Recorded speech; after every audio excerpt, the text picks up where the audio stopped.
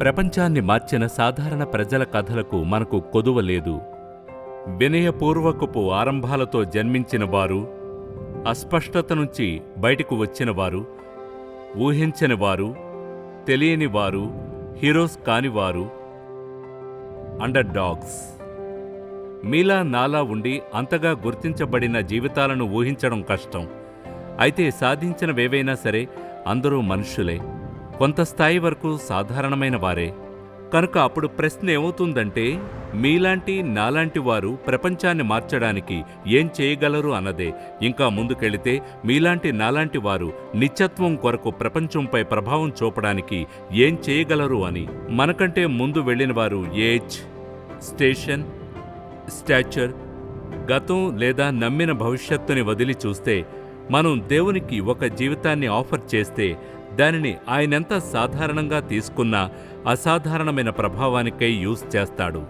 బైబిల్లో మనం మళ్లీ మళ్లీ చూసే కథ అదే. దైవజనులు, ఆయన ప్రవక్తలు, ఆయన అపోస్తలులు అందరూ సరాసరిగా సాధారణంగానే కనిపించారు. దేవుడు వారి ద్వారా కార్యం చేయనంతవరకు. అప్పుడు మీలాంటి వారెవరైనా మనకంటే ముందు వెళ్లిపోయిన గొప్పవారి అడుగుజాడల్లో నడవగలరు. వారిలా మీలాంటి వారు ఒక సంకల్పంతో, అర్థంతో, తీవ్రమైన మీ ద్వారా దేవుని యొక్క అసాధారణమైన క్రియల సాక్ష్యాలను తెలుపుతూ జీవించగలరు. దేవుడు అటువంటి వారి కోసమే చూశాడు. ఆయన మీలాంటి వారి కోసమే ఎదురు చూస్తున్నాడు. నేను డేవిడ్ జెరిమియా. జీవిత మలుపుకి స్వాగతం. మన ప్రస్తుత సిరీస్లో ఇంతవరకు అద్భుతమైన ప్రవక్త ఏలియా జీవితం గురించి అధ్యయనం చేస్తున్నాం. ఈనాటి సందేశములో ఒక గంభీరమైన విషయాన్ని చెప్పబోతున్నాను. ఏదో ఒక సమయంలో అందరూ అనుభవించిన ఒక విషయాన్ని చెప్పబోతున్నాను. ఈనాటి సందేశము శీర్షిక అనంతర పరిణామాలు. ఈనాటి సందేశాన్ని వింటుండగా శీర్షికను అర్థం చేసుకుంటారు. ఈ సిరీస్ పేరు మీలాంటి ఒకరు, ఏలియా జీవితము మరియు పరిచర్య కథ. ఒక సాధారణమైన మనిషిని దేవుడు అసాధారణమైన విధానాలలో యూజ్ చేసుకున్నాడు. ఏలియా తన జీవితంలో ప్రత్యేకమైన విజయాలను అనుభవించినా కూడా ఒక సందర్భంలో అజాగ్రత్తగా ఉండడం జరుగుతుంది. స్వయంగా నిరాశ లోయలో ఉన్నాడని అతను తెలుసుకుంటాడు. అతని జీవితంలోని అవసరతలన్నీ తీరడం కొరకు దేవుణ్ణి నమ్మాలని తెలుసుకుంటాడు. కేవలం ఆత్మిక అవసరాలే కాకుండా మీరు నేను కూడా నేర్చుకోవలసిన పాఠం ఇది. ఈనాటి జీవిత మలుపు కార్యక్రమంలో అలా చేస్తామని మనం ఆశిద్దాం. జీవిత మలుపును చూస్తున్నందుకు ధన్యవాదములు. ఇప్పుడు అనంతర పరిణామాలు అనే సందేశాన్ని డాక్టర్ జెర్మియా అందిస్తారు. మొదటి రాజులు 18లోని చివరి 5 వచనాలు కర్మెలు పర్వతం మీద విజయం తర్వాత ఏలియా ఏం చేశాడో మనకి చెప్తాయి. ఆ రోజు రాజైన అహాబుకు ఎంతో నిరాశ కలిగించిన సుదీర్ఘమైన రోజు. కనుక ఏలియా అతన్ని భోజనం చేయమని పంపుతాడు. తరువాత ఏలియా కర్మెలు పర్వతం మీదకు వెళ్ళి వాగ్దానం ప్రకారముగా అవసరమైన వర్షమును కురిపించమని ప్రార్థన చేస్తాడు. ఇప్పుడు ఇది వేరే రకమైన ప్రార్థన. ఇది బలిపీఠం వద్ద చేసినలాంటి ప్రార్థన కాదు. అక్కడ ప్రార్థనకు జవాబు వెంటనే వచ్చేసింది. మొదటి రాజుల్లోని కథ మనకు ఏం చెప్తోందంటే, ఏలియా 7 సార్లు తన దాసుని పైకి వెళ్ళి సముద్రమును చూడమని పంపుతాడు. త్వరగా వర్షం పడ్డానికి సూచనగా ఏదైనా కనిపిస్తోందా అని. మేఘాలు సముద్రం నుండి పైకి ఎక్కుచున్నవా అని. అప్పుడు 6 సార్లు ఆ దాసుడు ఏమీ లేదని చెప్తాడు. ప్రవక్త అప్పుడు 7వసారి ప్రార్థిస్తాడు. మొదటి రాజులు 18లోని 44వ వచనంలో ఉంది. 7వ మారు అతను చూచి, అదిగో మనిషి చెయ్యంత చిన్న మేఘము సముద్రము నుండి పైకెక్కుచున్నది అనెను. అప్పుడు ఏలియా, నీవు అహాబు దగ్గరకు పోయి, నీవు వెళ్లకుండా వర్షము నిన్ను ఆపకుండానట్లు నీ రథమును సిద్ధపరచుకుని పొమ్మని చెప్పమని వానిని పంపెను. ఆకాశము నల్లటి మబ్బులతో కమ్ముకుపోగా ఏలియా రాజును తిరిగి యెజ్రెయేలులోని అతని ప్యాలెస్కు తిరిగి వెళ్లమని చెప్తాడు. వచనం చెప్తోంది, నీవు వెళ్లకుండా వర్షము ఆపకముందే నీవు యెజ్రెయేలుకు వెళ్ళుము. ఏలియా మరియు అహాబు యెజ్రెయేలుకు చేరుకోకముందే కుండపోత వర్షం కురుస్తూ ఉంది. ఏలియా బయట వెయిట్ చేస్తుండగా గడ్డము నుంచి నీళ్లు చుక్కలు చుక్కలుగా కారుతుండగా అహాబు రాజభవనంలోనికి దుష్టురాలైన అతని భార్య యెజెబెలుకు కర్మెలు పర్వతం మీద జరిగిందంతా చెప్పడానికి వెళతాడు. ఏలియాను గురించి అహాబు ఆమెతో చెప్తాడు. బయలు ప్రవక్తలందరినీ ఎలా చంపాడో.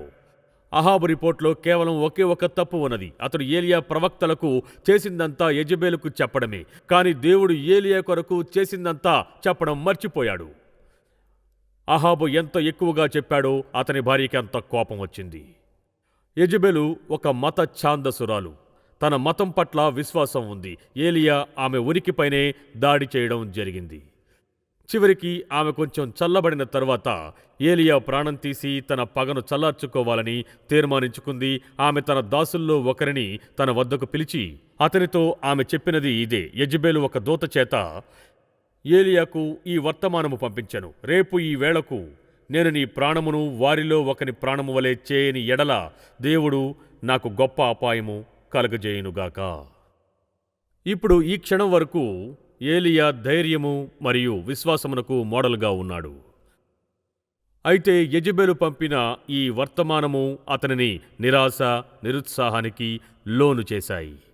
19వ అధ్యాయంలోని 3వ వచనంలో ఇలా ఉంది: కాబట్టి అతడు ఈ సమాచారము తెలుసుకొని లేచి తన ప్రాణము కాపాడుకొనుటకై పోయి యూదా సంబంధమైన బెయేర్షెబాకు చేరి అచ్చట ఉండమని తన దాసునితో చెప్పి తాను ఒక దిన ప్రయాణము అరణ్యంలోనికి పోయి ఒక బదరీ వృక్షం కింద కూర్చుండి మరణాపేక్ష గలవాడై, యెహోవా, నా పితరుల కంటే నేను ఎక్కువ వాడను కాను, ఇంత మటుకు చాలును, నా ప్రాణము తీసుకొనుము అని ప్రార్థన చేశాడు. కర్మల మీద అతని విజయం తర్వాత కొన్ని గంటల్లోనే ఏలియా ఒక ఒంటరి స్త్రీ నుంచి తన ప్రాణం కొరకు పారిపోతున్నాడు. ఎన్నడూ కూడా ఒక ఒంటరి స్త్రీ శక్తిని తక్కువ అంచనా వేయకండి.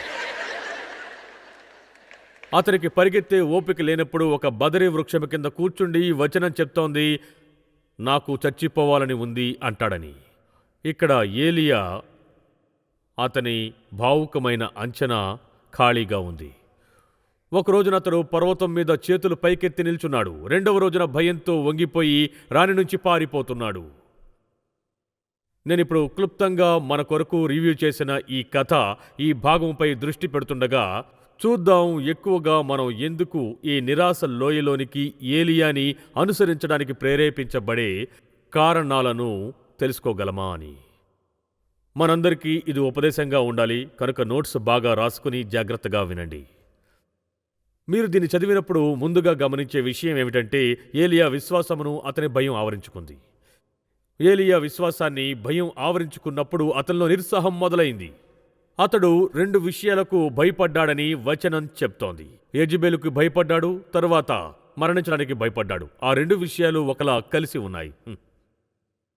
దేవుని వైపు చూడ్డం ఏలియా మానివేసి యెజెబెలు వైపు చూడ్డం మొదలుపెట్టాడు. ఈ నిమిషం కొరకు అతనికి ఎటువంటి దైవీకమైన ఉపదేశము పొందలేదు. కనుక యెజెబెలు ముందు నిల్చుని దేవుడు అతన్ని విడుదల చేయడం కొరకు వెయిట్ చేయడానికి బదులుగా భయంతో పారిపోయాడు. భయం మనల్ని పట్టుకున్నప్పుడు మనం చేయగలము అని ఎన్నడూ నమ్మని కొన్ని విషయాలను చేయగలుగుతాము. ఉదాహరణకు గుర్తుందా, శిష్యుడైన పేతురు నీళ్ల మీద నడవడం మొదలుపెట్టడం అతని దృష్టిని దేవుని మీద నుంచి తీసివేసినందున మునిగిపోతూ నీళ్ల వైపు చూడసాగాడు. వాగ్దత్త భూమిని పరీక్షించడానికి వెళ్లిన 10 మంది వేగులు నెగటివ్ రిపోర్ట్తో వస్తారు. ఎందుకంటే వాళ్ళు తమ దృష్టిని దేవుని మీద నుంచి తీసివేసి జైంట్స్ మీద ఫోకస్ చేసినందుకు. శిష్యులు తుఫానులో దోణి నీళ్లతో నిండి మునిగిపోతుంటే భయంతో నిండిపోయారు. వాళ్ళ సృష్టికర్త వారితో పాటే అదే దోణిలో ఉన్నాడని, ఆ తుఫానులో అదే దోణిలో ఉన్నాడని ఆయన్ని వాళ్ళు తిరిగి చూడలేదు. దేవుడు కర్మెలు పర్వతం మీద ఏలియాతో ఉన్నాడు. ఆయన తనతో ఉన్నాడు అని ఏలియాకు బాగా తెలుసు. అయితే ఇప్పుడు భయపడ్డాడు. 450 మంది అబద్ధపు ప్రవక్తలు చేయలేనిది ఒక స్త్రీ ఎలా చేయగలుగుతుంది? యెజెబెలు సివిల్ అథారిటీకి ప్రతినిధి. ఒక మనిషిగా చెప్పాలంటే భయపడ్డానికి ఏలియాకి కారణం ఉంది. అతని వ్యక్తిగత భద్రత పందెంగా అయింది. జాగ్రత్తగా వినండి. కరువు కొనసాగినంత కాలము ఏలియా భద్రంగా ఉన్నాడు. ఎందుకంటే రహస్యమయమైన ఈ ప్రవక్త ఏదో ఒకలాగున ఆకాశములను తెరిపించి ఎండిపోయిన వారి నేల మీద వర్షాన్ని కురిపించగలడని అహాబు అనుకున్నందువల్ల. అయితే వర్షాలొచ్చాయి. ఏలియా అవసరం ఇకపైన లేదు. తిరిగి వర్షం వచ్చినందువల్ల అతన్ని తీసివేయవచ్చు అనుకున్నారు. అతడు దీన్నంతటినీ గురించి ఆలోచించడం మొదలుపెట్టగా ఒక్క నిమిషం దేవుడు ఎవరన్నది అతను మర్చిపోయి విశ్వాసంతో కాకుండా భయంతో ప్రవర్తించాడు. క్రీస్తు అనుచరులుగా బైబిల్ మనకేం చెప్తోందంటే దేవుడు మనకు శక్తియు, ప్రేమయు, ఇంద్రియ నిగ్రహమును కలిగిన ఆత్మనే ఇచ్చెను, కాని పిరికితనము గల ఆత్మను ఇవ్వలేదు. కాబట్టి ప్రభువు నాకు సహాయుడు, నేను భయపడను, నరమాత్రుడు నాకేమి చేయగలడు అని మంచి ధైర్యముతో చెప్పగలవారమై ఉన్నాము. అతని విశ్వాసం భయంతో నిండిపోయినది. మీకెప్పుడైనా అలా జరిగిందా? దేవుణ్ణి నమ్మారు, అంతా బాగా జరుగుతుంది, అప్పుడేదో అసహజమైనది జరుగుతుంది, మీ జీవితంలోకి వస్తుంది. ఒకసారి సడన్గా మీరు దేవుణ్ణి గమనించడం మానేసి విషయం మీద నుంచి దృష్టి తీసివేస్తారు. మీకు తెలిసే ముందే వణికిపోతారు, భయంతో వెనుకడుగు వేస్తారు. అలా మనకి ఎన్నిసార్లు జరుగుతుంది చెప్పండి? మనం గమనించిన రెండో విషయం, అతని విజయాన్ని ఓటమి ఆవరించుకుంది. కొన్ని గంటల ముందే ఏలియా విజయాన్ని చవిచూశాడు. అయితే యెజెబెలు చేసిన శాసనం ఓటమి భయాలను ప్రేరేపించాయి. నిజమే, 450 మంది బయలు ప్రవక్తలను నరికివేశాడు. నిజమే, ప్రజలు అరిచారు, యెహోవాయే దేవుడు అని. అయితే యెజెబెలు తన మాతృదేశం సీదోను నుంచి మరో 450 మంది బయలు ప్రవక్తలను తెప్పించుకోగలదు. యెహోవా అనుచరుల మీద పగ భయంకరమైన విషయంగా ఆమెలో మారిపోయింది. అతను ఓడిపోయాడా? లేదు.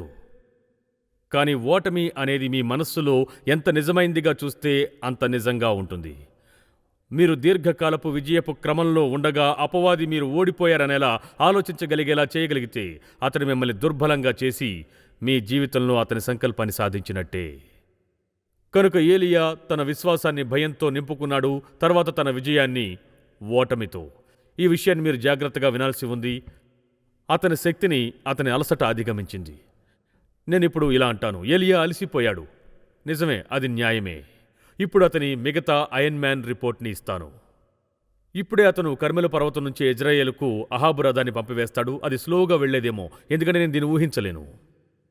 తరువాత అతడు తన ప్రాణం కొరకు యెజ్రెయేలు నుండి బెయేర్షెబాకు వెళ్ళి తరువాత అక్కడి నుంచి ఒకరోజు అరణ్యంలో ప్రయాణము చేసి ఒక బదరి వృక్షము కింద అలసిపోయి పూర్తిగా కృంగిపోయి పడిపోతాడు. మొదటిసారి అదెవరు చెప్పారో తెలీదు, కానీ అదే నిజం. అలసట ప్రతి ఒక్కరిని పిరికివారుగా చేస్తుంది. మన మానవ శరీరాలు ఏలియా ఇప్పుడు చేసినది చేయడానికి చేయబడలేదు. అతడు తీవ్రంగా నిస్సత్తువగా అయిపోయేంతగా అలసిపోయాడు. అతడు అంచు చివరన ఉన్నాడు. తరువాత అతని నిరీక్షణను విసుగు నింపివేసింది. ఏలియా స్వయం జాలిని చూపించే మాటల్ని వినండి. 1 రాజులు 19:10. అతడు ఇజ్రాయేలు వారు నీ నిబంధనను త్రోసివేసి నీ బలిపీఠములను పడగొట్టి నీ ప్రవక్తలను ఖడ్గము చేత హతము చేసిరి. సైన్యములకు అధిపతియగు దేవునకు యెహోవా కొరకు మహారోషము గలవాడని నేనొకడు మాత్రమే మిగిలి ఉండగా వారు నా ప్రాణమును కూడా తీసివేటిగా చూస్తున్నారని మనవి చేశాను. యెహోవా దేవా, నిన్ను ప్రేమించేవాడు నేనొక్కడనే మిగిలి ఉన్నాను. ఏలియా ఎంతగా విసిగిపోయి నిరీక్షణ లేకుండా ఉన్నాడంటే అతను అనుకున్నాడు, ఈ భూమి మీద దేవుని చిత్తమును చేస్తున్నవాడు అతను ఒక్కడే మిగిలి ఉన్నాడు అని. ఇప్పుడు మీరు మన సాగాలోని ఒక కథ వెనక్కి వెళ్తే మీకు గుర్తుకు వస్తుంది. ఏమనంటే ఏలియాకు ముందే అది ఒక అబద్ధమని తెలిసి ఆ అబద్ధాన్ని నమ్ముతున్నాడని. ఎందుకంటే మనకు చెప్పబడింది ఇజ్రాయెల్లో దేవుని ప్రవక్తలు కనీసం 101 మంది ఉన్నారు అని. ఓబద్యా 1 రాజులు 18వ అధ్యాయంలోని 4వ వచనం, ఓబద్యా గుహలో 50 మందిగా 100 ప్రవక్తలను దాచి అన్నపానములిచ్చి వారిని పోషించెను అని చెప్తుంది. అంటే అతను ఒక్కడే కాదు, అతను కాకుండా అక్కడ కనీసం 101 మంది ఉన్నారు. అయితే ఇది కథలోని ఓ భాగం మాత్రమే. మీరు 19వ అధ్యాయంలోని కొన్ని వచనాల కిందకు వెళితే యెహోవా ఏలియాతో చెప్పింది ఇదే. 18వ వచనంలో చెప్తాడు, అయినను ఇజ్రాయేలు వారిలో బయలునకు మోకాళ్ళలోనకయు నోటితో వాని ముద్దు పెట్టుకొనకయు ఉండు 7,000 మంది నాకు ఇంకను మిగిలి ఉందురు. అంటే దాదాపుగా ఏలియా రైటే. అతడు సత్యం నుంచి 7,301 మందిని తీసివేశాడు. అలా ఎలా జరగనిచ్చాడు? వాస్తవం నుంచి అంత దూరంగా ఎలా తీసివేయబడగలరు?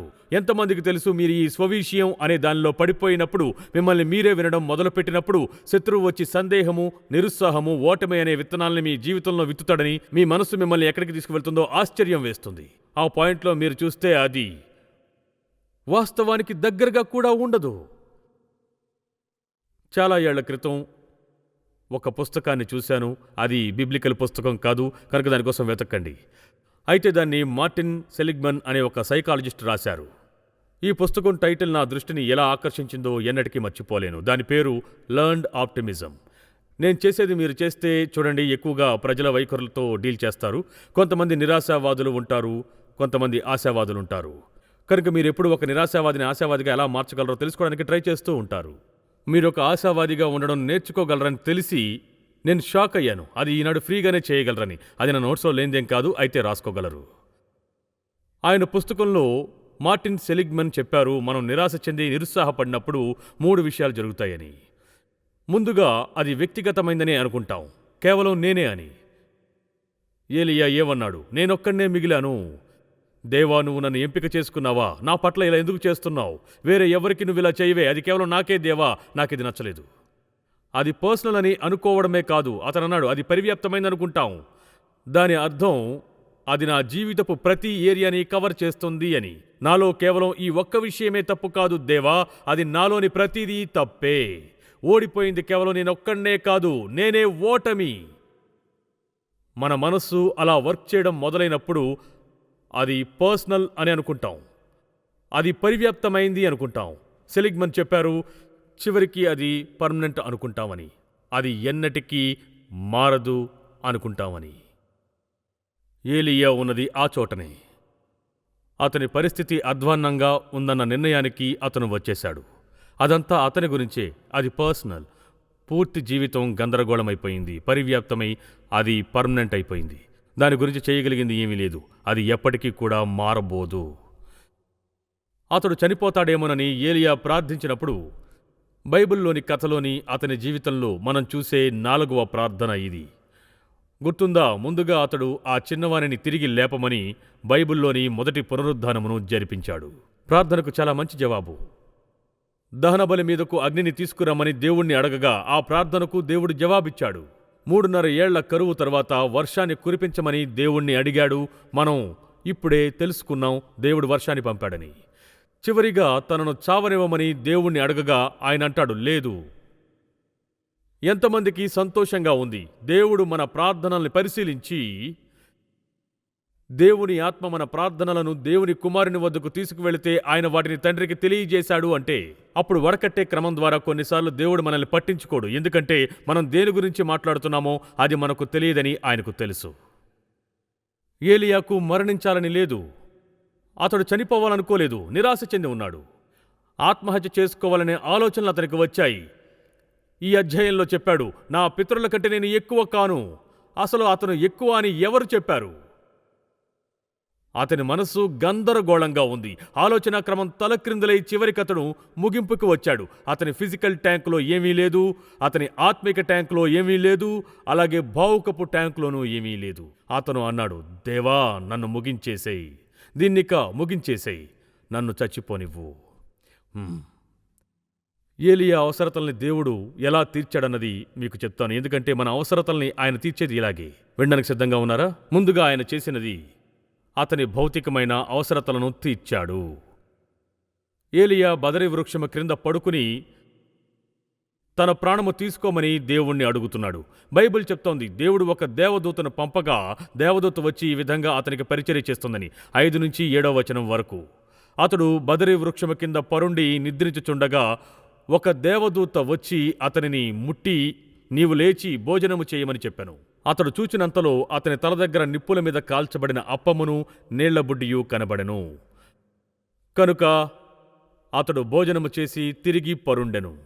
అయితే యెహోవా దూత 2వ మారు వచ్చి అతన్ని ముట్టి నీ శక్తికి మించిన ప్రయాణము నీకు సిద్ధమై ఉన్నది, నీవు లేచి భోజనము చేయమని చెప్పెను. ఏలియాకి ఏం కావాలి? అతనికి ముందుగా కొంచెం విశ్రాంతి కావాలి. ఎందుకంటే ఇక్కడ మనం చాలాసార్లు చెప్పుకున్నట్లుగా దేవుడు అర్థం చేసుకుంటాడు. ఏమనంటే మన ప్రాణము మన శరీరము ఎంత దగ్గరగా నివసిస్తాయంటే ఒకదాని జబ్బు మరొక దానికి వచ్చేస్తుంది. ఆయన అతన్ని భౌతికంగా సరిచేయనంత వరకు అతడు మానసికంగా ఎన్నడూ సరికాలేడు. ఆయన అప్పుడు ఆత్మికంగా ఎన్నడూ సరిచేయలేడు. ఆయన అన్నాడు, ఏలియా రాత్రంతా బాగా నిద్రపో, దీని గురించి తర్వాత మాట్లాడుకుందామని. తర్వాత అతని మానసిక అవసరతల్ని ఆయన తీర్చాడు. అతడు నిరాశలో ఏలియా తానే గొప్పవాడినని అనుకున్నాడు. ఎంతగా స్వయం ఫోకస్ అయ్యాడంటే పూర్తి ప్రపంచానికి విరోధంగా తనొక్కడే ఉన్నాడనుకున్నాడు. అయితే దేవుడు అతన్ని ఎలా మృదువుగా వాస్తవంలోకి తెచ్చాడో చూడండి. ఆయన అతనితో అంటాడు, ఏలియా నేను ఈ విషయంలో నీ కొంచెం హెల్ప్ చేస్తాను, నీ లెక్క కొంచెం తప్పుతుంది. ఇజ్రాయేలు వారిలో బయలునకు మోకాళ్ళోనకయు నోటితో వాని ముద్దు పెట్టుకొనకయు నుండు 7,000 మంది నాకు ఇంకనూ మిగిలియుందురు. ఈ వారంలో నేను దీని గురించి ఆలోచించాను. నేను నిరాశ చెందినప్పుడు అన్నిటికంటే ఎక్కువగా నన్ను ప్రోత్సహించేదేంటో తెలుసా?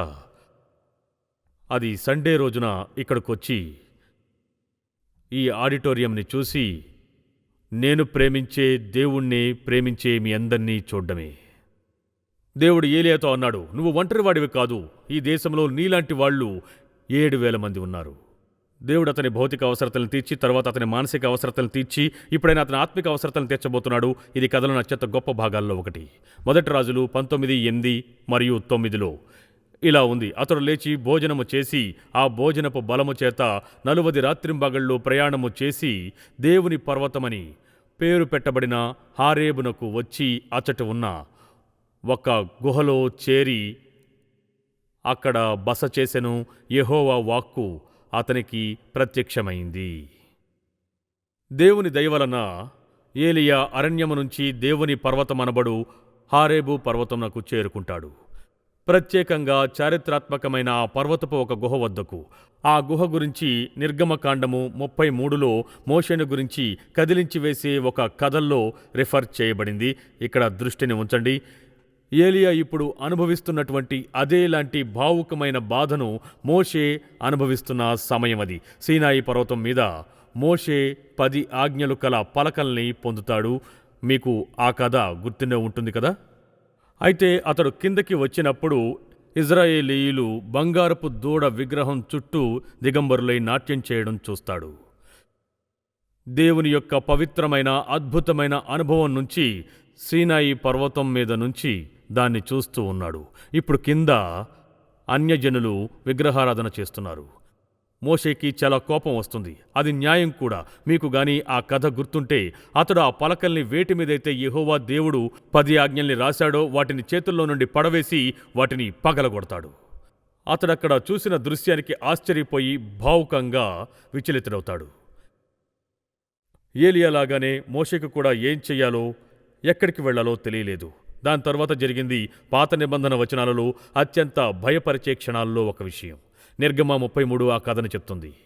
మరియు యెహోవా, ఇదిగో నా సమీపమున ఒక స్థలమున్నది, నీవు ఆ బండ మీద నిలువవలెను. నా మహిమ నిన్ను దాటి వెళ్ళుచుండగా ఆ బండ సందులో నిన్ను ఉంచి నిన్ను దాటి వెళ్ళు వరకు నా చేతితో నిన్ను కప్పెదను. నా చెయ్యి తీసిన తరువాత నా వెనుక పార్శ్వమును చూచెదవు కానీ నా ముఖము నీకు కనపడదని మోషేతో చెప్పెను. ఎందుకంటే వచనం చెప్తోంది, ఏ నరుడు దేవుణ్ణి చూచి బ్రతకడు అని. సర్వోన్నతుడైన దేవుణ్ణి ఎంతో ప్రత్యేకంగా ఎదుర్కొనే ఆ సంఘటనలో మోషే దేవుడు అతన్ని పిలిచిన పరిచర్య కొరకు స్ఫూర్తినిచ్చింది. సరిగ్గా అదే విషయం అదే పర్వతం మీద ఏలియాకి కూడా జరగబోచున్నది. సజీవ దేవుణ్ణి అతడు కొత్తగా ఎదుర్కోబోతున్నాడు. హోరేబు పర్వతం మీద దేవుడు అతనికి ప్రోత్సాహాన్నిచ్చే పరిచర్యపు మాటలు చెప్పబోతున్నాడు. చెప్పేది వినండి ఫ్రెండ్స్. మనం నిరాశ చెంది నిరుత్సాహపడినప్పుడు కొన్నిసార్లు మనం భౌతికంగా పునరుద్ధరించబడాలి. కొన్నిసార్లు ఒక మంచి ఆదరణకర్త కావాలి. సత్యము తెలిసి మనకు సహాయం చేయగలిగేవారు అంటే ఎక్కువగా మనం హోరేబుని మరియు గుహను తెలుసుకోవాలి. మనం ఒంటరిగా మన బైబిల్ని తీసుకుని దేవునితో ఉండి ఇలా అనాలి, దేవా మళ్ళీ నాకు మార్గాన్ని చూపించు, తప్పిపోయాను, నా జీవితం కొరకు నీ సంకల్పాన్ని తెలియజెయ్యి. మోషేకు చేసిందే దేవుడు ఏలియాకి చేశాడు. ఒకవేళ మీరు గాని డిప్రెషన్ అనేది క్షమించరాని పాపము అని అనుకునే తెలివైన క్రైస్తవుల్లో ఒకరైతే గనక మీకు గుర్తు చేస్తున్నాను. ఏవనంటే మోషే మరియు ఏలియా అనే వారిద్దరిని దేవుడు ఒక రోజున మరొక పర్వతమునకు రూపాంతరము చెందు కొండ అని పిలువబడేదానికి తీసుకుని వెళ్ళి యేసు మరియు శిష్యులతో వారిని ఘనపరిచాడు అని. హోరేబు పర్వతం నుంచి, డిప్రెషన్ సమయం నుంచి విజయపు కొండ వరకు స్వయంగా యేసుక్రీస్తుతో. కొన్నిసార్లు నేను ఇలా సవాలు చేయబడ్డాను. నేను చెప్పేది మీరు వినండి. ఒక గొప్ప సెలబ్రేషన్ టైం తర్వాత నేను ఒక ఆత్మిక సవాల్ని ఆశించాను. మీ బిల్డింగ్ ప్రోగ్రామ్ని ముగించి దాన్ని చూడండి. శోధన ఎక్కువగా విజయానికి దారితీస్తుంది. అది వస్తుందని తెలిస్తే కవచం ధరించి సిద్ధంగా ఉండాలి. అయితే దానికి వ్యతిరేకమైనది నిజమే. కొన్నిసార్లు లోయ యొక్క లోతు రాబోయే ఆశీర్వాదపు ఎత్తుకి ఒక వాగ్దానము. చీకటి లోయలోంచి వెళ్లే మార్గము ఎలివేట్ అయిన సీన్ వైపుగా లేస్తుందని ఎదురు చూడవచ్చును. దేవుడు మనల్ని బ్లెస్ చేసే స్థలానికి వినండి. లోయలు ఎప్పుడూ వాటి చుట్టూ ఉన్న ఎత్తైన చోటుల్ని వివరిస్తాయి. దాని గురించి మీరు ఎప్పుడైనా ఆలోచించారో లేదో నాకు తెలీదు. మీరు ఎప్పుడైనా ఆశ్చర్యపోయారా? బైబిల్లోని ప్రజలకు జీవితపు వచనం ఉండేదా అని బహుశా ఏలియా జీవితంలో తెలుసుకున్నాను. అది యెషయా 40:31. యెహోవా కొరకు ఎదురుచూచువారు నూతన బలము పొందుదురు, వారు పక్షిరాజు వలె రెక్కలు చాపి పైకి ఎగురుదురు, అలయిక పరిగెత్తుదురు, సొమ్మసిల్లక నడిచిపోవుదురు. ఇంతవరకు ఏలియాను గురించి తెలుసుకున్న సారాంశాన్ని ఈ వచనం తెలుపుతుంది. 3 సంవత్సరాలు ఈ ప్రవక్త దేవుని చేత దాచబడ్డాడు. ఆ సమయంలో అతడు దేవుని కొరకు ఎదురుచూచాడు. దేవుడు అతన్ని కర్మెలు పర్వతానికి పంపినప్పుడు ఆయన అతనికి పక్షిరాజులా పైకి ఎగరడానికి ధైర్యాన్నిచ్చాడు, బయలు ప్రవక్తల మీద విజయం పొందడానికి. ఏలియా ప్రార్థించిన తర్వాత వర్షం కురవడం మొదలైంది. దేవుడు అతను అలసిపోకుండా పరిగెత్తేలా బలపరిచాడు. ఇక చివరిగా 40 రోజులు అతన్ని పోషించాడు. అతడు సొమ్మసిల్లక నడుచులాగునా. ఏం మనిషి, ఏం కథ! అది నాకెంతో హెల్ప్ చేస్తుంది. మనకు జరిగే ఈ విషయాలన్నీ మానవ సంబంధమైనవేనని మీరు తెలుసుకోవడానికి హెల్ప్ చేస్తాయి. ఈ సిరీస్ పేరు ఏం పెట్టామో మీకు గుర్తుందా? మీలాంటి ఒకరు. మన జీవితంలో ఆ కష్టమైన విషయాలు జరిగినప్పుడు ఏం చెయ్యాలో ఏలియా చూపిస్తాడు. ఎలా దేవుడు మనల్ని ఎన్నడూ మర్చిపోడో, ఆ విషయాలను మనల్ని పైకి తీసుకువెళ్ళడానికి ఆయన ఎలా యూజ్ చేస్తాడో. క్రీస్తు అనుచరులుగా జీవితంలో అత్యంత కష్టమైనవి ఆయన్ని నమ్మడానికి అనుమతిస్తాడు, ఆయనకు దగ్గరగా చేసుకోవడానికి. అయితే నేనేం తెలుసుకున్నానో తెలుసా? క్రీస్తుతో అసలు ఎటువంటి సంబంధం లేని వారిని ఆయన వద్దకు తీసుకుని రావడానికి దేవుడు జీవితంలో కష్టాలను యూజ్ చేస్తాడని. మీరు గాని వింటే దేవుడెలా ఒక స్పౌస్ లేదా ఒక బిడ్డ లేదా ప్రియమైన ఫ్రెండ్ మరణాన్ని ఒక వ్యక్తి విశ్వాసంలోకి రావడానికి దేవుడెలా యూజ్ చేశాడో వినగలరు. కొన్నిసార్లు విడాకులు బాధ కావచ్చును, లేదా ఆర్థిక పతనం తర్వాత పరిణామాలు కావచ్చును. బహుశా మీ జీవితంలో ఇటువంటిదేదైనా అనుభవించి ఉంటారు, లేదా ఒకలా లోయలో ఉన్నట్టుగా ఉన్నారు. నాకేం తెలుసో మీకు తెలుసా? మీరు పర్వతం పైకి వెళ్లాలని దేవుడు కోరుకుంటాడు. లోయను ఆయన మీ అవసరతను తెలియజేయడానికి యూజ్ చేస్తాడు. మీకు బదరీ వృక్షం అవసరం లేదు, మీకు సిలువ వృక్షము కావాలి. మీరు గాని సిలువ వద్దకు వస్తే మీరు కల్వరి కొండ మీద తెలుసుకుంటారు దేవుడు దాన్ని మీ భవిష్యత్తు కొరకు ఒకేసారి సెటిల్ చేశాడని. మీరు మరణించినప్పుడు ఏం జరుగుతుందని ఆశ్చర్యపోతూ మరో రోజు నిద్ర పోగొట్టుకోని అవసరం లేదు. ఎందుకంటే ఒకేసారి ఎప్పటికీ వచనం చెప్తోంది, యేసులో గాని నమ్మకం ఉంచితే ఎన్నడూ మరణించరని. భౌతికంగా బహుశా మరణించవచ్చు, కానీ ఆత్మీకంగా ఎన్నడూ మరణించరు. దేవునితో పరములో నిత్యం ఉండేందుకు ఏదో ఒకరోజు మీ జీవితాన్ని పునరుద్ధరించుకుంటారు. ముఖం ముడుచుకోవడానికి బదరీ వృక్షం వద్దకు వెళ్ళకండి, ప్రార్థించడానికి సిలువ వృక్షము వద్దకు రండి. నిరాశ చెందకండి, దేవుని ఆనందముతో నింపబడి క్రీస్తులో మీ నమ్మకాన్ని ఉంచండి.